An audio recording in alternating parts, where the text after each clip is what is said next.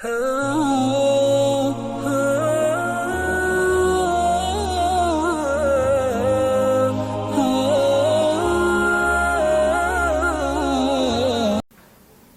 بالله من الشيطان الرجيم. بسم الله الرحمن الرحيم.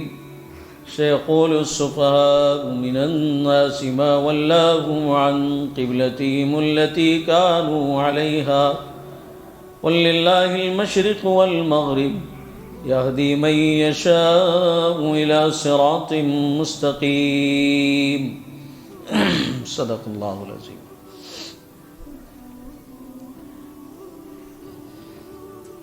دوسرے پارے کی شروعات ہے اور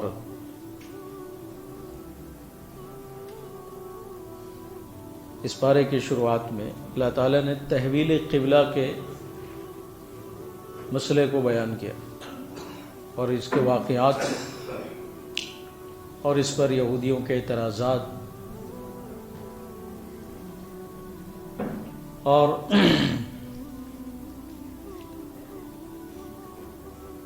کمزور مسلمانوں کو یہودیوں کا دلوں میں وسوسے ڈالنا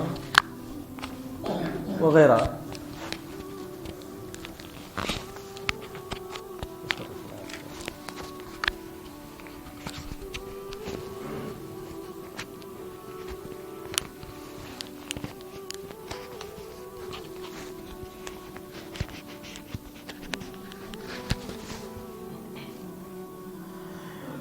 ان چیزوں کا بیان. تحویل قبلہ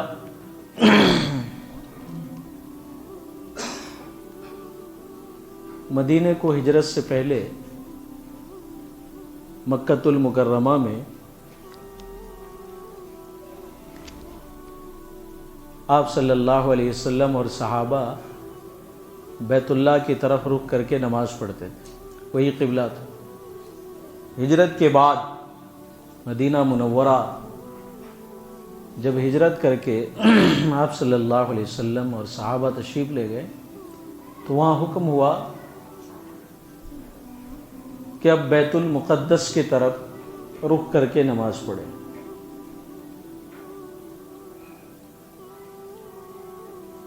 تو اس میں بڑا امتحان تھا ایمان والوں کے لیے اور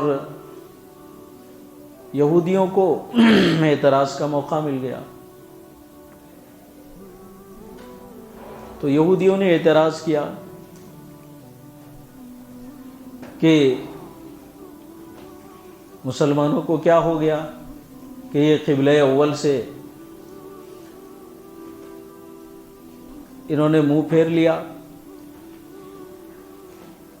کس چیز نے ان کو قبلے سے جس کی طرف یہ رخ کر کے نماز پڑھتے تھے کس چیز نے ان کے رخ کو پھیر دیا؟ یہ اعتراض تھا یہودیوں کا. دراصل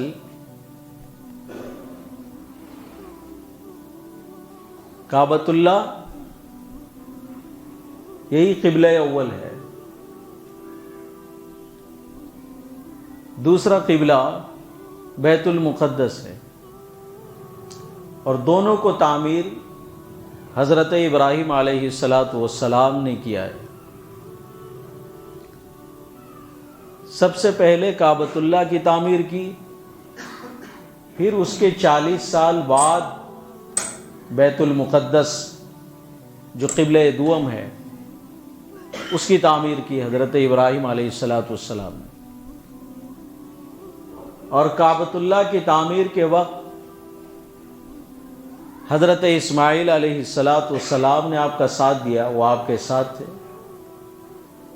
اور بیت المقدس کی تعمیر کے وقت آپ کے دوسرے صاحبزادے حضرت اسحاق آپ کے ساتھ تھے. اور دونوں کے درمیان کا جو فاصلہ ہے وہ 40 سال کا ہے. یعنی کعبۃ اللہ کی تعمیر کے 40 سال بعد بیت المقدس کی تعمیر حضرت ابراہیم علیہ السلام نے کی. یہ جو مشہور ہے کہ حضرت سلیمان علیہ السلام نے بیت المقدس کی تعمیر کی اور جناتوں کے ذریعے سے اس کو بنوایا۔ یہ دراصل حضرت سلیمان کی تعمیر نہیں تھی، بلکہ سلیمان علیہ السلام نے بیت المقدس کو اور زیادہ خوبصورت بنانے کا کام کیا۔ تعمیر تو حضرت ابراہیم علیہ السلام نے کی ہے، جیسے مسجد نبوی کو حضرت عثمان غنی رضی اللہ تعالی عنہ نے خوبصورت بنایا اور اس پہ اپنے مال خرچ کیے اور اس کو وسیع اور عریض کیا اور اس میں رنگ و روغن کا کام کیا۔ ایسے ہی بیت المقدس کے ساتھ حضرت سلیمان علیہ السلام کا معاملہ ہے کہ انہوں نے اس کو خوبصورت بنایا اور زیادہ تعمیرات میں جدت لائے۔ تو ہجرت سے پہلے جب نبی علیہ السلام اور صحابہ قبلہ اول کعبۃ اللہ کی طرف رک کر کے نماز پڑھتے تھے، اور جب مدینہ منورہ آئے تو اللہ کا حکم ہوا کہ بیت المقدس کی طرف آپ رخ کر کے نماز پڑھیں۔ چنانچہ 16 ماہ 10 دن، بعض مفسرین کہتے ہیں کہ 16 یا 17 مہینہ آپ صلی اللہ علیہ وسلم نے اور صحابہ نے ادھر رخ کر کے نماز پڑھی۔ تو جب بیت المقدس کی طرف رخ کر کے نماز پڑھے تو اس وقت یہودیوں نے اعتراض کیا کہ ان کو کیا ہو گیا، یہ اپنے قبلہ اول سے پھر گئے، کس چیز نے ان کو قبلہ اول سے پھیر دیا؟ تو اس پر اللہ تعالیٰ نے جواب دیا، حاکمانہ جواب دیا کہ ساری جہتیں اللہ کی ہیں، 6 کی 6 جہتیں، شمال ہو، جنوب ہو، مشرق ہو، مغرب ہو، یا نیچے ہو یا اوپر ہو، جتنی 6 کے 6 جہتیں ہیں وہ سب اللہ کی بنائی ہوئی ہے، اور اللہ قادر مطلق ہیں۔ اللہ جدھر کا رخ کر کے نماز پڑھنے کا حکم دے یہ ان کا حق ہے، اس پر کسی کو کوئی اعتراض کرنے کا کیا حق بنتا ہے؟ یہ حاکمانہ جواب دیا۔ اور اس کے اندر مصلحت کیا تھی؟ مصلحت اس کے اندر یہ تھی کہ بیت المقدس یہ بہت سارے انبیاء کا قبلہ رہا ہے، اور بنی اسرائیل کے لیے حضرت ابراہیم نے اس کو قبلہ بنایا تھا، اور کعبۃ اللہ کو بنی اسماعیل کے لیے بنایا تھا۔ تو بنی اسرائیل کے اندر تقریباً انبیاء کا قبلہ بیت المقدس رہا ہے۔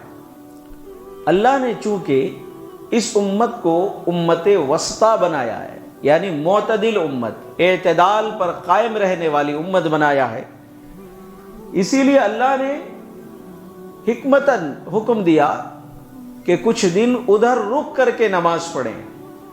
یہ اس لیے تاکہ یہ جو امت اعتدال ہے، امت وسطیٰ ہے، اس کا تعلق بنی اسرائیل کے انبیاء سے تعلق اور لگاؤ ہو جائے، اور بنی اسرائیل کی امتوں سے بھی اس کا لگاؤ ہو جائے، اور دلوں کے اندر کوئی تعصب اور دشمنی، نفرتیں نہ رہے، ختم ہو جائے۔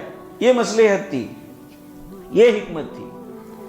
جیسا کہ بنی اسرائیل کے اندر یہ دشمنی تھی اللہ کے نبی کے ساتھ، آپ صلی اللہ علیہ وسلم کی امت کے ساتھ، وہ اس لیے کہ آپ بنی اسرائیل میں سے نہیں تھے، بنی اسماعیل میں سے تھے، اس لیے وہ تعصب پرستی کرتے تھے، دلوں کے اندر نفرتیں اور دشمنی رکھتے تھے، اور آپ کی امت کے ساتھ بھی وہ دشمنی کرتے تھے۔ تو یہ چیزیں، یہ نفرتیں اور تعصب پرستی اس امت کے دلوں سے نکل جائے اور بنی اسرائیل کے انبیاء کے ساتھ ان کا ایک تعلق اور لگاؤ ہو جائے اور ان کی امتوں کے ساتھ بھی ایک تعلق لگاؤ ہو جائے۔ اسی لیے اللہ تعالیٰ نے حکم دیا کہ کچھ دن آپ بیت المقدس کی طرف رخ کر کے نماز پڑھیں۔ میں نے اس واقعے کو، یہ جو 2-3 آیات ہیں تقریباً آج کے، میں تفصیل سے بیان کر دیتا ہوں تاکہ بات ترتیب کے ساتھ میں کچھ سمجھ میں آ جائے۔ یہ چیزیں تھیں، لیکن جب آپ صلی اللہ علیہ وسلم چونکہ بنی اسماعیل میں مبعوث فرمائے گئے تھے اور آپ کا تعلق، آپ کی نسل اور نسب بنی اسماعیل سے ہے، تو آپ کا لگاؤ اور رجحان اور آپ کی پسند جو ہے وہ کعبۃ اللہ کی طرف زیادہ تھی، اسی کے طرف رخ کر کے نماز پڑھنے کا آپ کو زیادہ رغبت تھا۔ تو مدینہ ہجرت کرنے کے بعد جب بیت المقدس کی طرف آپ صلی اللہ علیہ وسلم اور صحابہ نماز پڑھنے لگے تو یہودیوں نے، جو کمزور مسلمان تھے، ان کو ورغلانا شروع کیا، ان کے دلوں میں وسوسے ڈالنے شروع کیے کہ یہ دیکھو کہ پہلے تو یہ قبلہ اول کی طرف رخ کر کے نماز پڑھتے تھے اور اب یہ بیت المقدس کی طرف رخ کر کے نماز پڑھ رہے ہیں، گویا محمد صلی اللہ علیہ وسلم نعوذ باللہ ہمارے دین کے طرف نعوذ باللہ آ رہے ہیں۔ اس سے مسلمانوں کے اندر جو کمزور تھے ان کے اندر پریشانی شروع ہو گئی، اور مسلمانوں اور ایمان والوں کے لیے اس میں ایک امتحان بھی تھا کہ تحویل قبلہ کے وقت کہ کون نبی صلی اللہ علیہ وسلم کی پیروی کرتا ہے اور کون آپ صلی اللہ علیہ وسلم کے اتباع سے الٹے پاؤں پھیر جاتا ہے۔ اس میں امتحان اور آزمائش بھی تھی۔ چنانچہ بیت المقدس سے کہ 16 ماہ اور 10 دن جب آپ صلی اللہ علیہ وسلم اور صحابہ نے ادھر رخ کر کے نماز پڑھے اور پھر اس کے بعد حکم ہوا کہ اب آپ کعبۃ اللہ کی طرف رخ اپنا پھیر دیں، تو اس وقت بہت سارے جو کمزور مسلمان تھے ان کے دلوں میں خلش پیدا ہوئی اور وہ پریشان ہوئے۔ اس میں امت کے لیے آزمائش بھی گویا تھی۔ یہ تحویل قبلہ کا ہونا اللہ تعالیٰ کی ایک آزمائش بھی تھی۔ جب بیت المقدس کی طرف آپ صلی اللہ علیہ وسلم مدینے میں رخ کر کے نماز پڑھ رہے تھے، اس وقت بعض حضرات مرتد ہو گئے کہ نبی عربی النسل کا اور قبلہ یہود کا بنا رہے، یہ کون سا قبلہ ہوا؟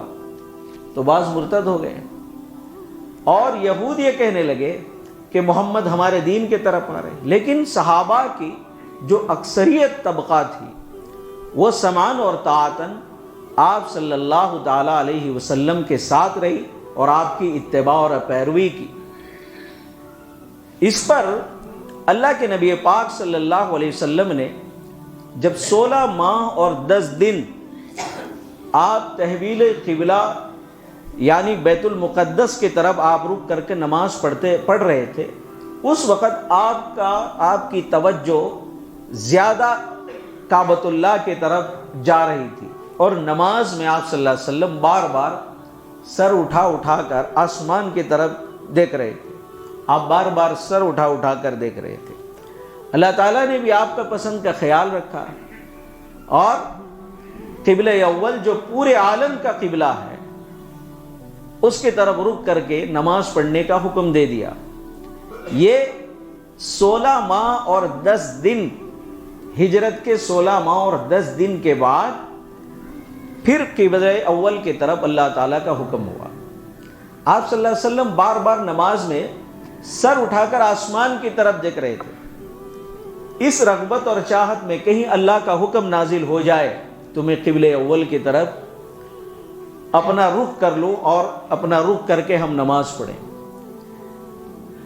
تو اس سے یہ مسئلہ فقہا فرماتے ہیں کہ نمازی نماز کے اندر کوئی آسمان کی طرف یوں سر اٹھائے کہے کہ یہ نبی کی سنت ہے تو یہ بے وقوفی ہے، بلکہ نمازی نماز کی حالت میں سر نہ آسمان کی طرف اٹھائے، نہ سر پورا جھکا دے، نہ سر ادھر ادھر پھیرے، بلکہ جو نماز کی کیفیت اور حالت ہے، جو سنت طریقہ ہے، وہ یہ ہے کہ جب آدمی کھڑا ہو تو اپنے سجدے کی جگہ پہ نگاہ رکھے۔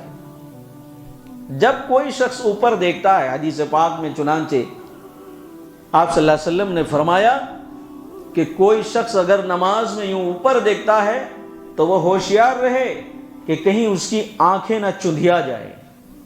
تو کتنی بڑی وعید ہے یہ۔ چنانچہ بعض حضرات ہوتے ہیں، کسی میں بہت زیادہ عاجزی تواضع آ جاتی ہے تو پورا جھک جاتا ہے، یوں جھک جاتے ہیں۔ یہ کیا ہے طریقہ؟ یہ کون سی عاجزی تواضع کسے دکھا رہے ہیں ہم؟ یوں جھک جاتے، مکروہ ہے، سنت کے خلاف ہے یہ۔ اور بعض حضرات بالکل آنکھ بند کر یوں سر اٹھا دیتے، ایسا لگتا ہے عرش معلیٰ پر ہی پہنچ گیا ہے نماز کی حالت میں، یہ پوری اصل معراج میں پہنچ گیا ہے، یہ مکروہ ہے۔ بعض حضرات آنکھ بند کر کر کے نماز پڑھتے ہیں، یہ بھی کراہت ہے، سنت کے خلاف ہے۔ اور بعض حضرات منڈی ہلاتے رہتے ہیں، سر ایسا لگ رہا ہے کہ ایک ایک حرف کا یہ ترجمہ، مفہوم، تشریح، توضیح سب سمجھ کر بالکل پڑھتا ہے اور بالکل وجد میں آ گیا ہے اور ساری کائنات سے بے خبر ہے، معنی مفہوم کو یوں منڈی ہلاتے رہتے ہیں اس طرح۔ یہ سب خلاف سنت ہے، اس سے نماز کے اندر کراہت آتی ہے، یہ چیزیں نہیں ہونی چاہیے۔ نماز میں جب بندہ کھڑتا ہے تو اس کے سارے حرکات اور سکنات سے اس کے بدن محفوظ ہوں، سیدھا کھڑا ہو، نہ پورا یوں جھکے۔ یہ جھکنا کہاں کا ہے؟ اللہ کے نبی علیہ السلام کی سنت کے خلاف ہے۔ آپ صلی اللہ علیہ وسلم نے فرمایا سیدھے کھڑا ہو، نہ سر اٹھائے نہ سر یوں جھکائے، بلکہ جو اصلی حالت ہے اسی پر کھڑا ہو، اور نگاہ کہاں رکھے؟ کھڑے ہونے کی حالت میں سجدے کی جگہ پہ اپنی نگاہ رکھے۔ بہرحال آپ صلی اللہ علیہ وسلم کی چونکہ چاہت تھی قبلہ اول کعبۃ اللہ کی طرف آپ رخ کر کے نماز پڑھیں، تو اللہ تعالیٰ کا حکم آیا۔ چنانچہ 16 ماہ اور 10 دن کے بعد آج جو مسجد قبلتین ہے، جو حجاج اور معتمرین جا کر ہیں، وہاں جا کر نماز بھی ادا کی ہوگی۔ ظہر کی نماز تھی، آپ صلی اللہ علیہ وسلم قائد اولیٰ میں تھے، اور اسی وقت تحویل قبلہ کا حکم ہوا کہ اب آپ بیت المقدس سے پھر کر بیت اللہ کی طرف اپنا رخ کر لیں۔ چنانچہ آپ صلی اللہ علیہ وسلم اٹھے اور صحابہ بھی آپ کے ساتھ اٹھے، اور آپ صلی اللہ علیہ وسلم کعبۃ اللہ کی طرف اپنا رخ کر دیے۔ تو یہ تحویل قبلہ کا مسئلہ تھا۔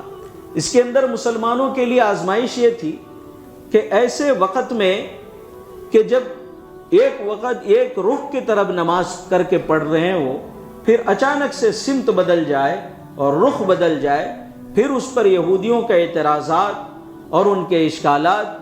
ایسے وقت میں نبی علیہ السلام کے ساتھ کون کھڑا رہتا ہے، کون آپ کی اتباع کرتا ہے اور کون الٹے پاؤں پھر جاتا ہے، اس میں مسلمانوں کے لیے ایک آزمائش بھی تھی۔ اور آزمائش بھی جو ہوتی ہے وہ سخت اور مشقت اور مشکل چیزوں پر امتحان اور آزمائش ہوتے ہیں۔ تو یہ گھڑی بھی بڑی مشکل اور دشوار گزر شاق حالت تھی۔ تو ایسے وقت میں جو ایمان والے تھے، جو نبی علیہ السلام کے عاشقین تھے، ان پر تو اس کا کوئی اثر نہیں پڑا، اور سمعاً اور طاعتاً انہوں نے اللہ کے نبی علیہ السلام کی اتباع کی اور پیروی کی۔ پھر اس کے بعد جب تحویل قبلہ ہو گیا کعبۃ اللہ کی طرف، یعنی 16 ماہ 10 دن کے بعد جب حکم ملا کہ اب کعبۃ اللہ کی طرف رخ کر کے نماز پڑھے، تو بعض یہود نے اعتراض کیا، کہا کہ اچھا اب تک تو آپ بیت المقدس کی طرف رخ کر کے نماز پڑھتے تھے، اب آپ بیت اللہ کی طرف رخ کر کے نماز پڑھ رہے ہو، تو جو اسلام قبول کیا بیت المقدس کے طرف رخ کر کے نماز، جب بیت المقدس کو قبلہ کرنے کا حکم آیا، اس کے بعد جس نے اسلام قبول کیا اور بیت المقدس کی طرف رخ کر کے وہ اللہ کے نبی کے ساتھ میں نمازیں ادا کیا اپنی، اور بیت اللہ کے قبلہ کا حکم نازل ہونے سے پہلے وہ مر گیا، تو اعتراض یہودیوں نے کیا کہ اب تو اس کی نماز ساری ضائع ہو گئی، گویا اس کی ساری نماز ضائع ہو گئی، پھر اس کا کیا ہوگا، وہ جنت میں کیسے جائے گا؟ تو اللہ تعالیٰ نے اس کا جواب دیا کہ دیکھو ان کی ساری نمازیں محفوظ ہیں، ان کا ایمان محفوظ ہے، اور وہ ضرور جنت میں داخل ہوں گے۔ یہ اس وقت قبلے کا حکم وہی تھا، اسی لیے ادھر ہی رخ کر کے انہوں نے نبی کی اتباع میں نماز پڑھی ہے، لہٰذا ان کی نماز بالکل محفوظ ہے۔ نبی کی اتباع میں انہوں نے رخ کو کیا ہے تو ان کا ایمان بالکل محفوظ ہے، اس پر کوئی اثر نہیں ہوتا۔ جیسے غزوہ احد میں اس وقت شراب حلال تھی، شراب حرام نہیں ہوئی تھی غزوہ احد تک، تو بعض صحابی کے بارے میں مفسرین فرماتے ہیں بعض صحابی شراب پی کر میدان میں اترے، اور وہ پھر اسی حالت میں وہ شہید بھی ہو گئے، تو کیا ان کی شہادت پر کوئی حرف آ سکتا ہے؟ کوئی انگلی اٹھا سکتا ہے؟ نہیں، اس لیے کہ شراب کو اس وقت تک اللہ نے حلال کیا تھا، تو انہوں نے حلال چیز کو استعمال کر کے میدان جہاد میں اترے اور جام شہادت نوش کیا ہے، تو اس پر ان کا کوئی اثر نہیں پڑتا۔ یہودیوں کا یہ اعتراض بالکل بیکار ہے، اور یہ عناد اور دشمنی اور مسلمانوں کے دلوں میں وسوسے پیدا کرنے کے سوا اور کوئی چیز نہیں ہے۔ اسی کو اللہ تعالیٰ فرماتے ہیں سَيَقُولُ السُّفَهَاءُ مِنَ النَّاسِ مَا وَلَّاهُمْ عَنْ قِبْلَتِهِمُ الَّتِي كَانُوا عَلَيْهَا، کہ عنقریب سفہاء یہ سفیہ کی جمع ہے، اس کے معنی ہوتے کم دانش، کم عقل، بے وقوف، جیسا اس کا جو ضد ہے، اس کا اپوزٹ لفظ ہے وہ فقہا ہے، فقیہ کی جمع ہے، ایسے ہی سفہاء یہ سفیہ کی جمع ہے۔ فقہا دین کے مسائل کے سمجھدار اور فقہ کے ماہرین کو کہا جاتا ہے، اور سفہاء یہ بے وقوفوں کو، کم عقلوں کو، کم دانش لوگوں کو کہا جاتا ہے۔ اللہ کہتے ہیں سَيَقُولُ السُّفَهَاءُ مِنَ النَّاسِ مَا وَلَّاهُمْ عَنْ قِبْلَتِهِمُ الَّتِي كَانُوا عَلَيْهَا، ان قریب یہ بے وقوف، کم عقل، کم دانش لوگ کہیں گے کہ ان کو کیا ہو گیا کہ یہ اپنے پہلے قبلے سے پھر گئے جس پر یہ تھے، تو اس پر اللہ نے کہا نبی علیہ الصلوۃ والسلام سے کہ ان سے کہو قُلْ لِلَّهِ الْمَشْرِقُ وَالْمَغْرِبُ، کہ ساری مشرق اور مغرب بلکہ 6 کے 6 جہات جو ہیں وہ سب اللہ ہی کے ہیں۔ یہدی من یشاء الی صراط مستقیم، اللہ جسے چاہتے ہیں سیدھے راستے کی ہدایت دیتے ہیں۔ اس آیت کے ٹکڑے کے اندر کعبۃ اللہ کی افضلیت کو بیان کیا۔ کعبۃ اللہ یہ پورے عالم کے لیے ہدایت ہے اور پورے عالم کا قبلہ ہے۔ حضرت ابوذر رضی اللہ تعالیٰ عنہ نے نبی اکرم صلی اللہ تعالیٰ علیہ وسلم سے سوال کیا کہ اللہ کے نبی، بخاری اور مسلم دونوں صحیحین کی کتاب کے اندر یہ حدیث موجود ہے، حضرت ابوذر نے پوچھا یا رسول اللہ زمین میں سب سے پہلی مسجد کون سی رکھی گئی؟ تو آپ صلی اللہ علیہ وسلم نے فرمایا مسجد حرام یعنی کعبۃ اللہ۔ کہا پھر کون سی؟ فرمایا مسجد اقصی یعنی بیت المقدس۔ فرمایا اچھا دونوں کے درمیان فاصلہ کتنا تھا؟ اللہ کے نبی نے فرمایا 40 سال۔ 40 سال کے فاصلے پر دونوں بنائے۔ تو آپ کو یاد رکھنا ہے کہ پہلے قبلہ اول اور قبلہ دوم دونوں کی تعمیر کرنے والے کون تھے؟ حضرت ابراہیم علیہ السلام۔ کعبۃ اللہ کے تعمیر کے وقت حضرت اسماعیل موجود تھے، بیت المقدس کی تعمیر کے وقت حضرت اسحاق موجود تھے، بنی اسرائیل کے قبلہ حضرت ابراہیم نے بیت المقدس کو بنایا، بنی اسماعیل کا قبلہ حضرت ابراہیم نے کعبۃ اللہ کو بنایا۔ تو یہ اللہ کے نبی پاک صلی اللہ تعالیٰ علیہ وسلم چونکہ بنی اسماعیل میں سے تھے، اسی لیے آپ صلی اللہ علیہ وسلم کی رغبت اور چاہت کعبۃ اللہ کی طرف رخ کر کے نماز پڑھنے کے لیے زیادہ تھی۔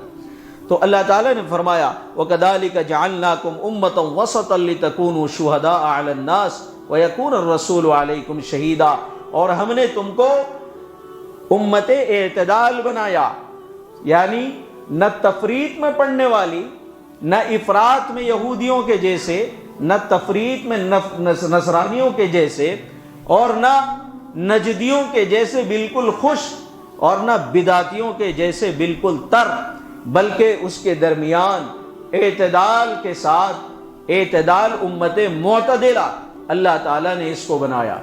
اور امت کا اعتدال ہونا، چونکہ اللہ تعالیٰ نے اس امت کو گواہ بنانا ہے قیامت کے دن، جو انبیاء کے بارے میں ان کے حق میں گواہی دیں گے اور لوگوں کے بارے میں گواہی دیں گے، اور گواہ کا معتدل ہونا ضروری ہے، گواہ کا معتدل ہونا ضروری ہے۔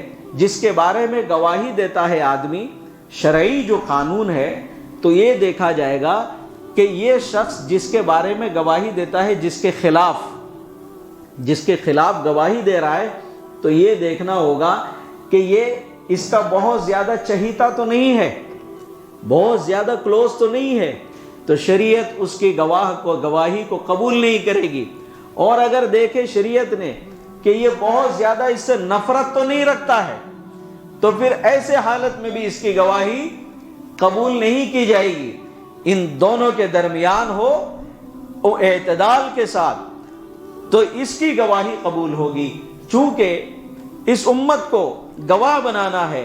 وَكَذَلِكَ جَعَلْنَاكُمْ أُمَّةً وَسَطًا لِتَكُونُوا شُهَدَاءَ عَلَى النَّاسِ وَيَكُونَ الرَّسُولُ عَلَيْكُمْ شَهِيدًا، تاکہ تم لوگوں کے بارے میں گواہی دے سکو اور رسول تمہارے بارے میں گواہی دے سکیں۔ اسی لیے ہم نے تم کو اعتدال یعنی امت معتدلہ بنایا۔